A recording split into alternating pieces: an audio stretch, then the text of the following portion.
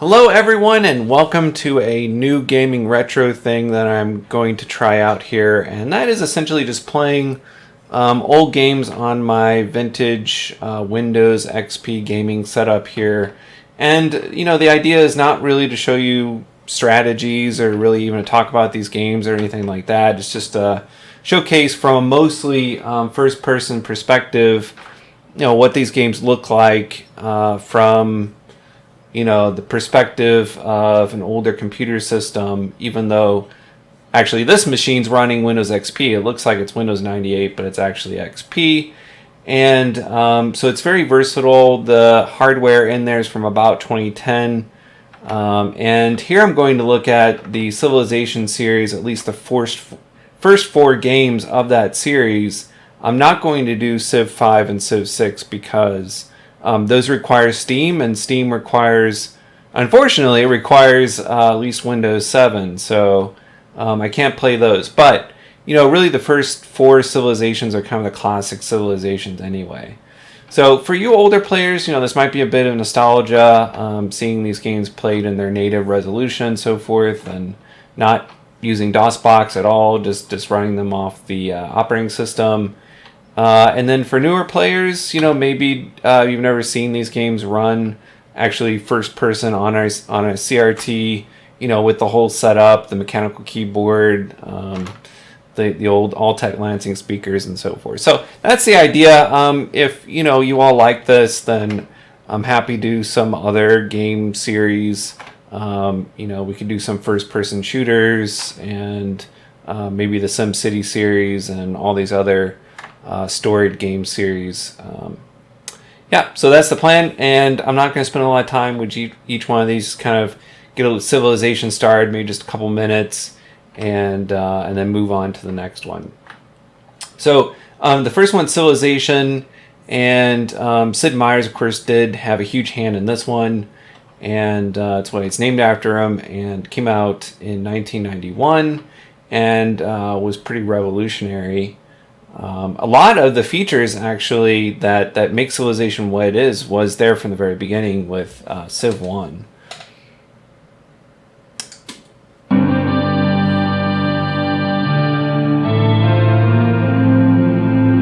Okay, the intro screen's actually pretty long on this, so I'm gonna skip through that.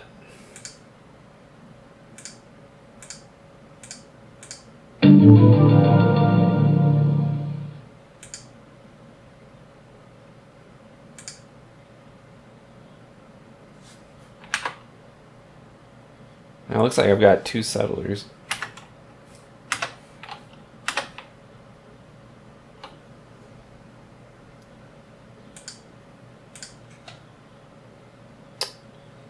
Alright. So if you're a fan of Civilization, you'll kind of recognize some things.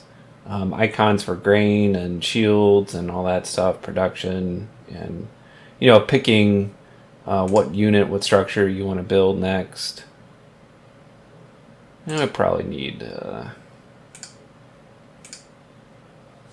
warrior here.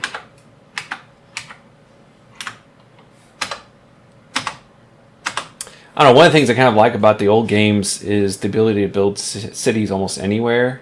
You didn't have to be so many tiles away. And also with this game, one of the obvious differences with every game that followed is that it's top-down. It's a top-down perspective, which... now, I didn't start with Civ I, I actually started with Civ II. Got some mercenaries. And after playing Civ II for a few years, I actually went back and started playing Civ I. And it was really hard to get into, not because of the top-down perspective, but because there's no music. So it's really, it has sound effects, but...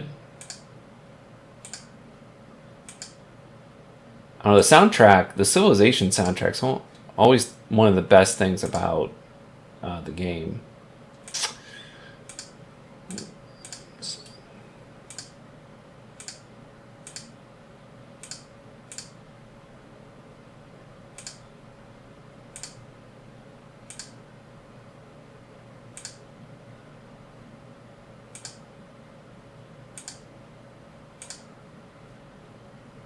So I'm exploring some territory so you can kind of see what it looks like.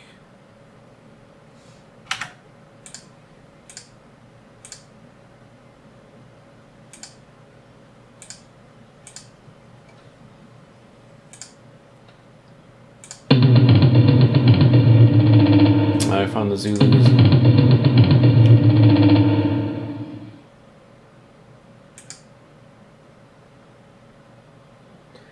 It's kind of fun seeing how this has changed the graphics for the civilizations, the leaders.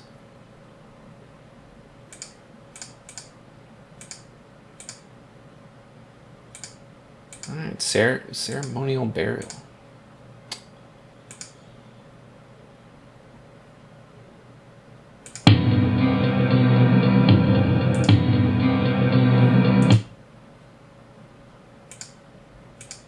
You don't want to mess with Gandhi. I mean, it's best to be on his good side.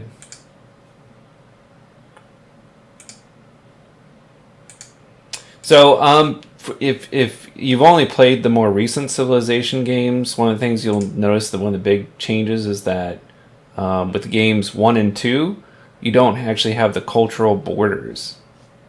So, that kind of makes a big difference to the gameplay.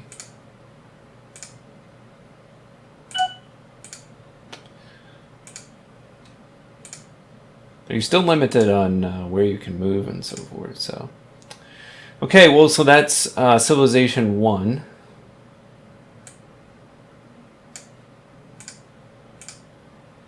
Let's move on to Civ II. Now, Civ II came out in 1995, I believe. And again, it was actually the first one that I played, and this one does require a CD.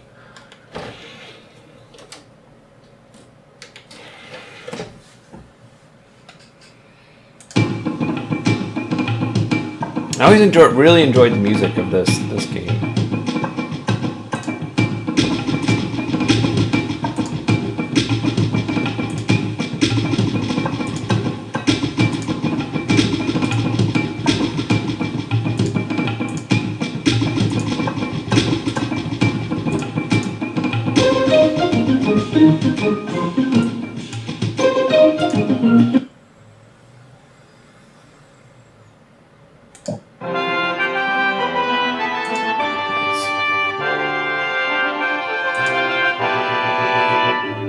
It's always nice when you discover something right off the bat. Alright, it's found Paris.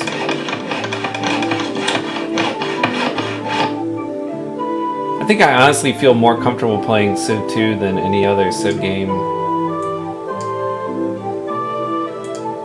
I probably actually played more Civ II than any other Civ game.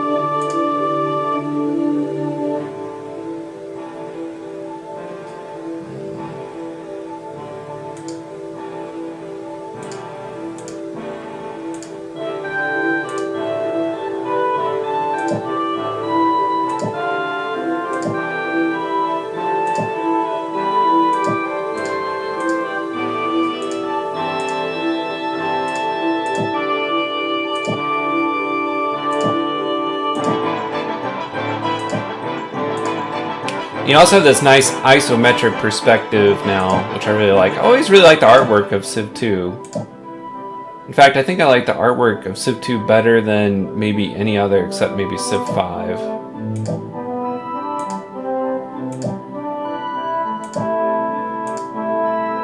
I like the fact that you got a bonus moving along the river, a movement bonus. I think they got rid of that in Civ III.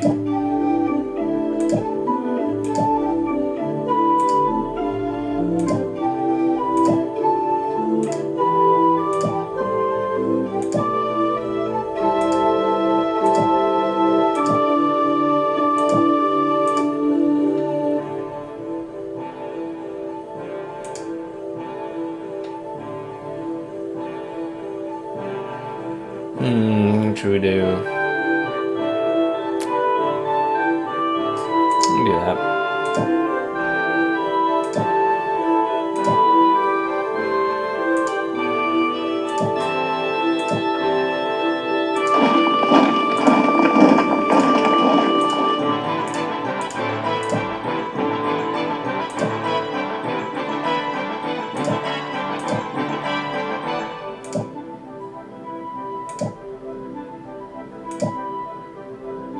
Well, it would appear we are on an island, maybe. I don't know, we got some space up here we can explore, but...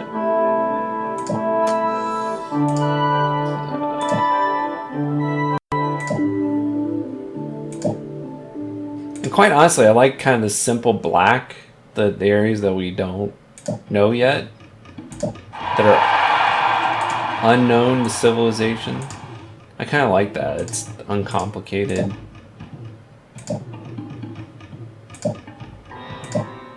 Again, in Civ II, you could build tons and tons of cities, which became a little bit of a chore after a while, but we are on a big island. This would actually be kind of a neat game to play all the way out. Because here I am playing France, but it's kind of like I'm England on this island. You know, because I'm on an island, we don't really need to invest all that much in defense right away.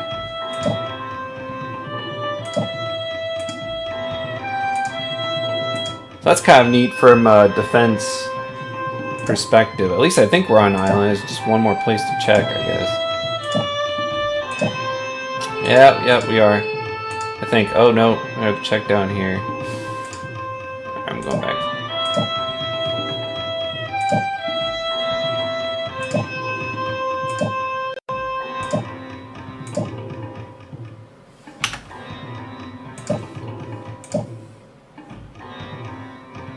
I'm just gonna leave this guy down here for now.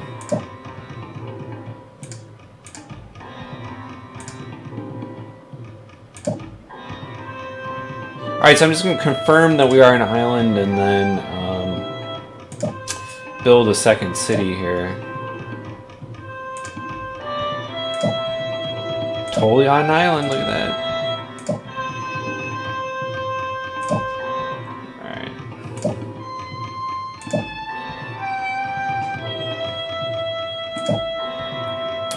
Now, one of the things I'll say about more an advantage of the newer Civ games, basically Civ III and beyond, is that you could draw a whole path of where you want your units to go instead of every single incremental move.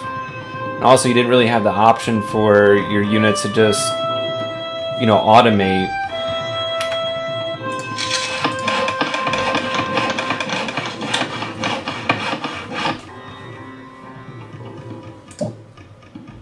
Okay, so that's Civ II.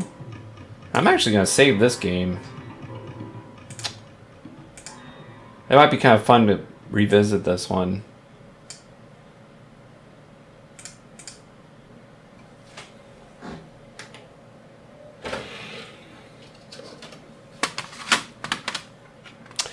I really don't miss switching CDs all that much. I do like owning the game and having a physical copy though, and not not worrying about having an internet connection and all that stuff. I mean, that's another thing with Civ V and Civ VI is that they may not need a persistent internet connection, but they do require at least a connection up front to register it or whatever. And I'm pretty old school. I like having complete control over the games that I buy and not having internet required. As an option, it's fine, but I don't really like having it required. Alright, so Civ III came out in 2001, I believe. So you're kind of seeing a game every, roughly every 5 years then.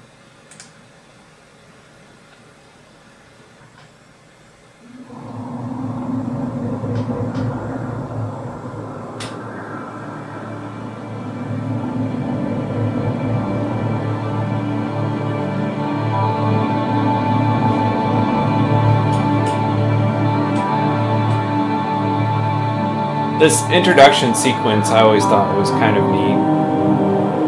It's kind of like the Tower of Babel, I guess, but through the ages, so different architectural styles and so forth.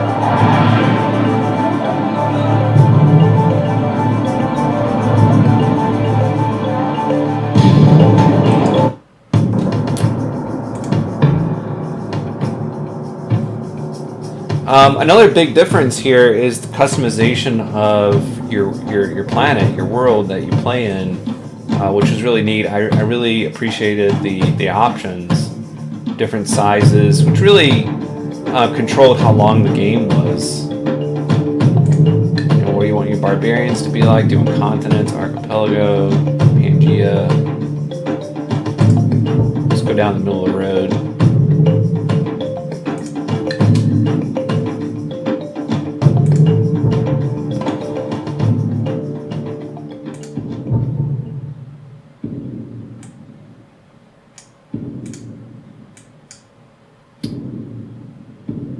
So you can see the grid on here. There's a hotkey to turn that off. I just can't remember what it is. Oh no.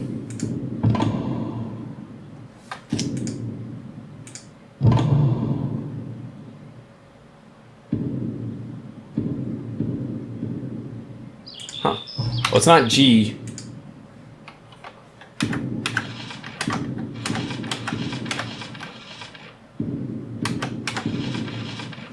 So, I forgot to show the advisors in Civ II, but if you're a fan of it, you know that they're actually live people, like Elvis and stuff. You know, they're not actual Elvis, but someone dressed as Elvis. And these guys, these advisors were,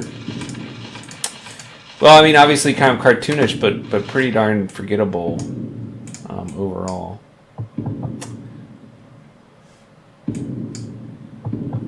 Alright, so let's build...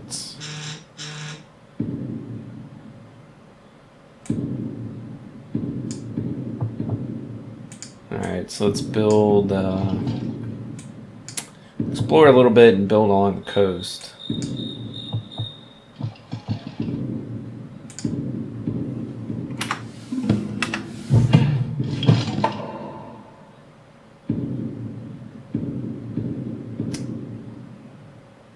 That's fine, we'll just build a warrior. Now the city screen I always thought was fine, but I don't know, I don't love the aesthetics basically of the GUI in this game.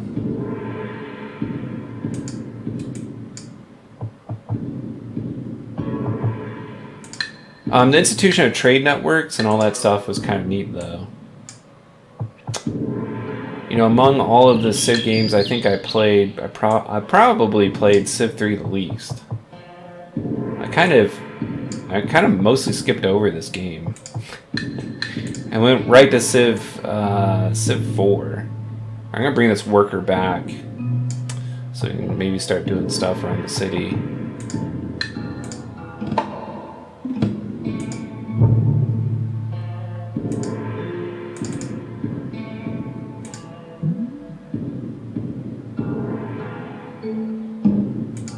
Let's go for a temple.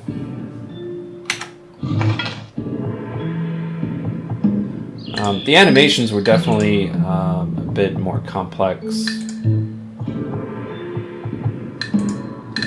looks like someone else is over there. Now we've met China.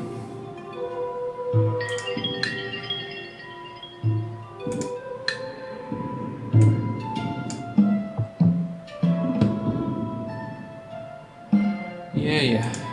We're hopeless. I never said I was a good Civ player, so plus I haven't played this one forever.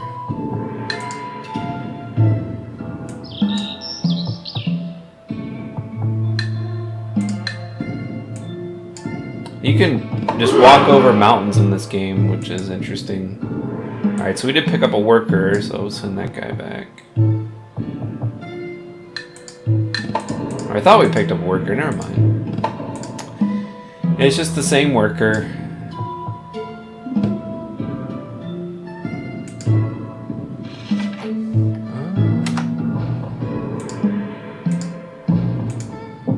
I think I'm gonna go ahead and build a settler.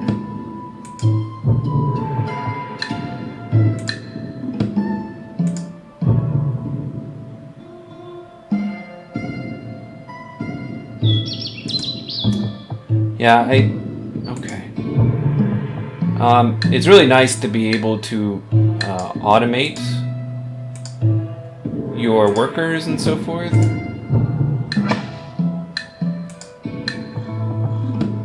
Now we might actually have to get rid of someone. I don't know. Let's see.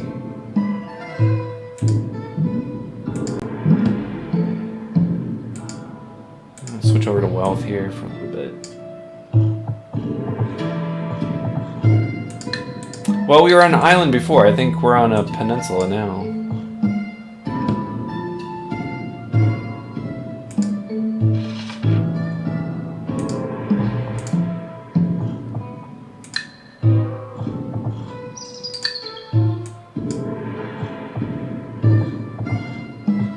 Oh, maybe we're not.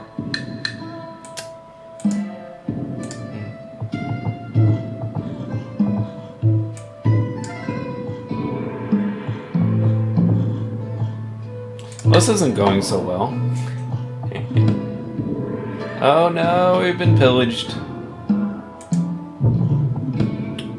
Well, there you go. You already lost. Okay, so that's... it only took me a few minutes to lose that game. So this is Civ III.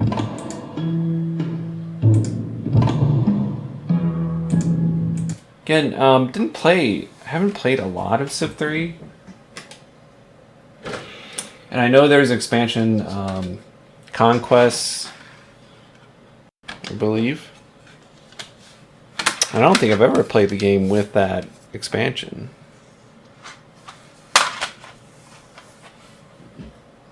Alright, so we're on to Civ IV, and Civ IV, in addition to Civ II, it's right up there at the top as one of my favorite games of all time.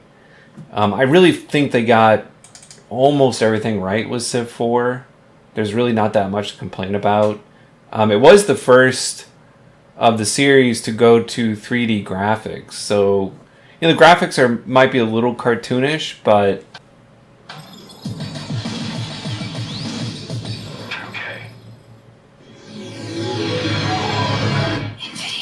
now, Civilization IV, along with Civ II, are among my favorite games of all time.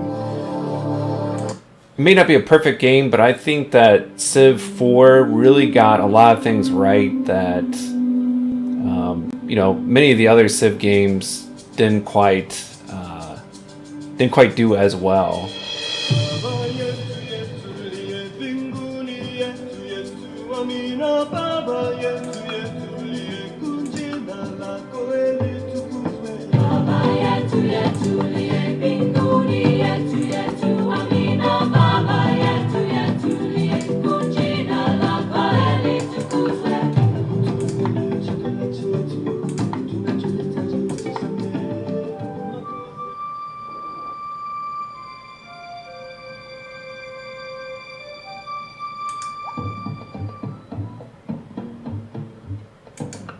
So I actually changed the shutter speed, so hopefully things aren't quite so nauseating. I know there's a little bit of flicker going on there.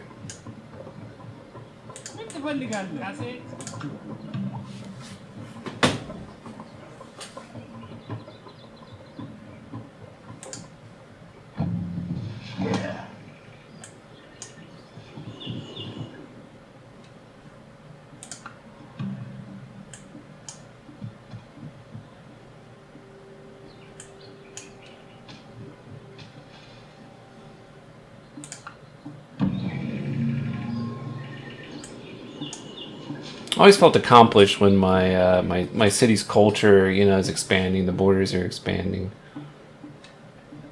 I might just let those guys explore.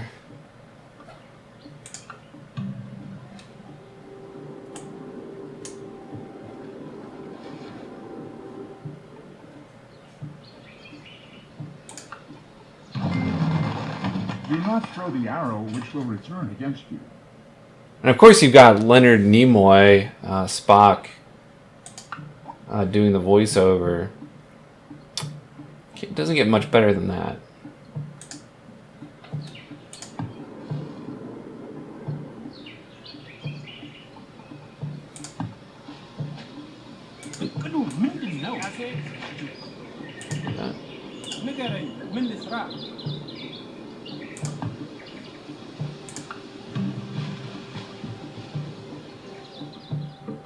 I like the fact that you can zoom out and really see, you know, your entire civilization really most of the time. Oh, I picked up a worker. Okay.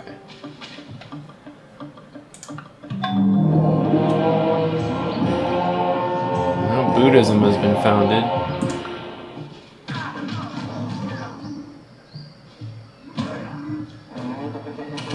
Man, there are wolves all over the place in this map.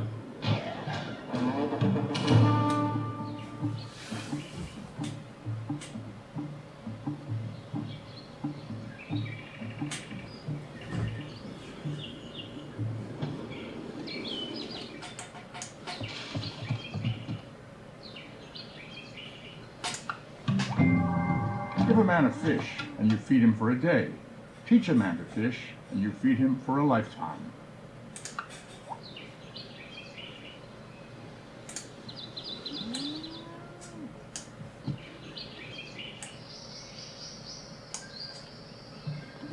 Don't know if we want to settle in the jungle. I'm actually going to come up here to this river.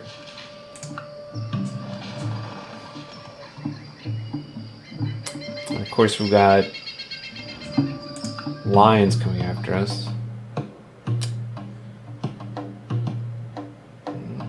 Celts.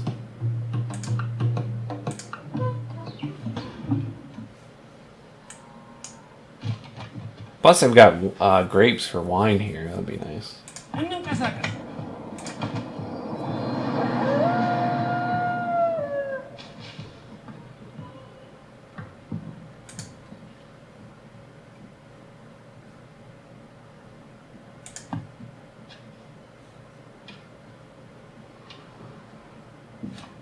So yeah, I don't want to play too long here. I just kind of want to show what it looks like. I think it looks pretty good on this monitor. The way you see it probably won't look quite as good, but at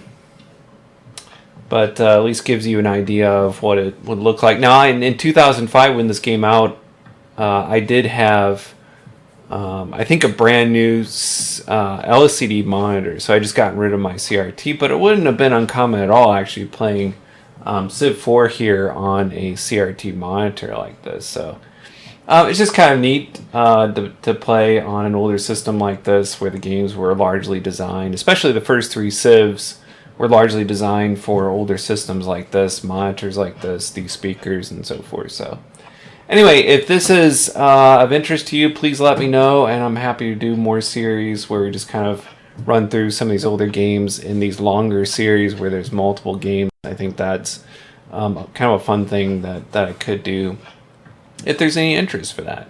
So, all right, guys, thank you very much for watching once again, and hope to see you in the near future.